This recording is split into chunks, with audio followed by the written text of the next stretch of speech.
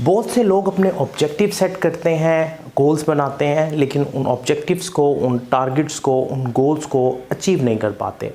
अब हम अपने गोल्स को क्यों अचीव नहीं कर पाते, इसके पीछे एक बहुत ही गहरी साइंस है। जैसे गाड़ी को चलाने के लिए पेट्रोल की ज़रूरत है, इसी तरह इंसान को ड्राइव करने के लिए भी किसी ख़ास फ्यूल की ज़रूरत है, और वो फ्यूल जो है वो मोटिवेशन का फ्यूल है। तो आज की वीडियो में मैं आपके साथ जो की लर्निंग शेयर करने जा रहा हूँ वो किसी और किताब नहीं बल्कि द साइंस ऑफ मोटिवेशन, जो कि ब्रायन ट्रेसी की बड़ी मशहूर और फेमस किताब है, और मैंने खुद इस किताब से बहुत कुछ सीखा। तो ब्रायन ट्रेसी अपनी किताब में जो पहली लर्निंग देते हैं वो ये कहते हैं कि आप मोटिवेशन की नेचर को अंडरस्टैंड करें कि मोटिवेशन कितनी किस्म की है। एक मोटिवेशन वो है जो हमें आउटर सोर्स से, बाहर की चीज़ों से मिलती है।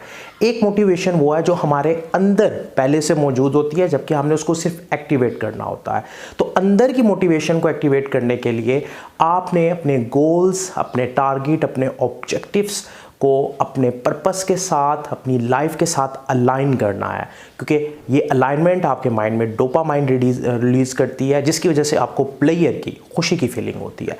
दूसरी की लर्निंग जो कि द साइंस ऑफ मोटिवेशन किताब के अंदर ब्रायन ट्रेसी देते हैं वो ये है कि आपने गोल्स बनाने हैं, क्योंकि गोल्स की साइंस आपके दिमाग को, आपके दिमाग के तमाम रिसोर्सेज को एक ट्रैक पर ले आती है। बिल्कुल ऐसे ही जैसे नेविगेशन का सिस्टम हमें डिट्रैक नहीं होने देता, सिमिलरली गोल सेटिंग का प्रोसेस हमारे माइंड के रिसोर्सेज को डिट्रैक्ट नहीं होने देता।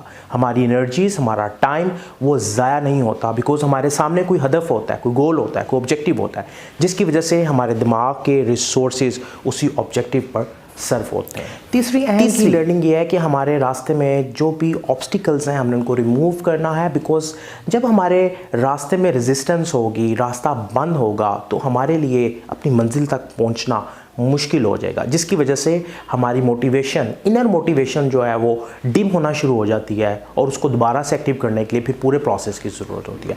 चौथी अहम की लर्निंग जो है वो ये है कि हमने पॉजिटिव हैबिट्स को अपनाना है, मुस्बत आदात को अपनी ज़िंदगी के अंदर शामिल करना है, जैसे कि किताब पढ़ना, जैसे कि कुछ कोर्सेज़ करना, जैसे कि अपने वक्त को ज़ाया ना करना, जैसे कि अपना मुहासबा करना। ऐसी बेशुमार मुस्बत आदात हैं, पॉजिटिव हैबिट्स हैं, जिनको हमें अपनी ज़िंदगी में शामिल करने की ज़रूरत है, बिकॉज पॉजिटिव हैबिट्स हमारी मोटिवेशन को, हमारी इनर मोटिवेशन को एक्टिव रखती हैं, जिसकी वजह से ना चाहते हुए भी हम डिट्रैक्ट नहीं होते। और ये पॉजिटिव हैबिट्स का मोमेंटम ही है जो हमारी मोटिवेशन को सस्टेन भी करता है। बिकॉज बहुत से लोग ये सवाल करते हैं कि हम वक्ती मोटिवेटेड होते हैं, लेकिन कुछ वक्त के बाद हमारी मोटिवेशन डिम हो जाती है। एक तो उसकी वजह आउटर मोटिवेशन है, और दूसरा इनर मोटिवेशन भी तब डिम होती है जब हमारे पास पॉजिटिव हैबिट्स का, पॉजिटिव बिहेवियर का सेट नहीं होता। सो आपने अपनी ज़िंदगी के अंदर पॉजिटिव हैबिट्स को इम्प्लीमेंट करना है, अडॉप्ट करना है, और कोशिश करनी है कि अपनी नेगेटिव हैबिट्स को पॉजिटिव हैबिट्स के साथ रिप्लेस करें। एंड फाइनली और लास्ट स्टेप जो द साइंस ऑफ मोटिवेशन की ब्यूटी है वो है taking consistent action, because action करने के अमल से आपकी मोटिवेशन सस्टेन रहती है। बिकॉज जब हम एक्शन नहीं करते तो हमारे सामने कुछ रिजल्ट नहीं आते, और जब रिजल्ट नहीं आते तो हमारी मोटिवेशन, इनर मोटिवेशन कहीं ना कहीं डिम हो जाती है। जैसे एक दफ़ा मैं अपने पूरे ग्रुप के साथ एक टीम बिल्डिंग की एक्टिविटीज़ के लिए हाइकिंग पे था। एक उसमें से साहब बैठ गए, और वो जैसे ही बैठे तो हम आस्ता आस्ता आगे चल रहे थे, और काफ़ी देर बाद जब मैंने पीछे मुड़ के देखा तो वो बहुत दूर रह गए थे।